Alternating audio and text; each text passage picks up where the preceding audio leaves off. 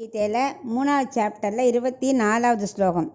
உத்ஸீதேயுரிமே லோகாஹ ந குர்யாம் கர்ம சேதகம் சங்கரஸ்ய ச கர்த்தாஸ்யாம் உபகன்யாமி மா பிரஜாஹ. இப்போ இதுக்குள்ள அர்த்தத்தை பார்க்கலாம்.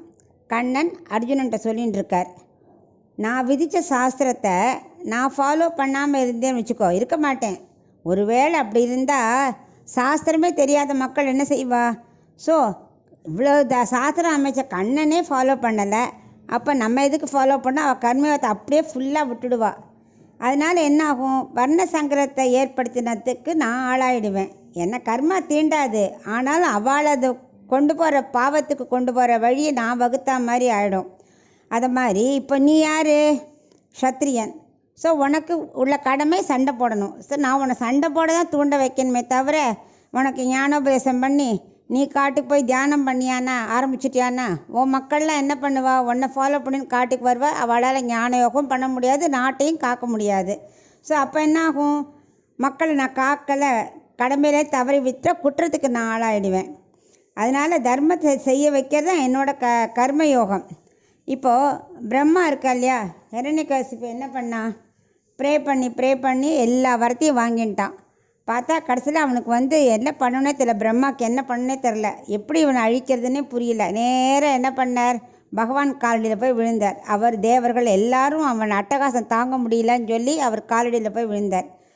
பிரம்மா கொடுத்த வரத்தை காக்கிறதுக்காக நரசிம்ம அவதாரம் எடுத்தார். அவனை அங்கேருந்தே அவர் கொல்ல முடியாதா?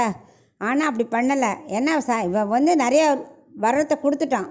ஸோ அந்த வரத்தை மீறி அவன் அழிக்கணுன்னா நம்ம பூலோகத்துக்கு நரசிம்ம அவதாரம் எடுத்து ஹிரண்யகசிப்பு அழிக்கணும் அப்படின்னு அவர் பிளான் பண்ணார்.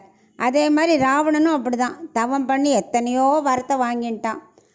ஆனாலும் மறுபடியும் இதே மாதிரி தான் பிரம்மா கொடுத்த வரத்துக்காக பாவம் எல்லாரும் போய் பகவான்கிட்ட சரண்டர் ஆகி மறுபடியும் ராமாவதாரம் எடுத்து ராவணனை அழிச்சான்.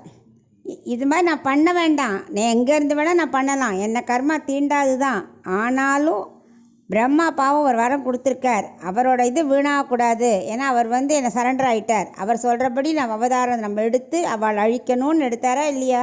அதை மாதிரி ஒரு கடமையை நானே சாஸ்திரம் இதுன்னு விதிச்சிருந்து என்ன கர்மா தீண்டாட்டாலும் நான் அதை ஃபாலோ பண்ணாதான் மக்கள் ஃபாலோ பண்ணுவா. அதை மாதிரி நீ உன் க்ஷத்ரிய தர்மத்தை ஃபாலோ பண்ணாதான் மக்கள் ஃபாலோ பண்ணுவா. அதுதான் கர்மயோகம் அப்படின்னு அவனுக்கு புரிய வச்சுன்னு இருக்கார்.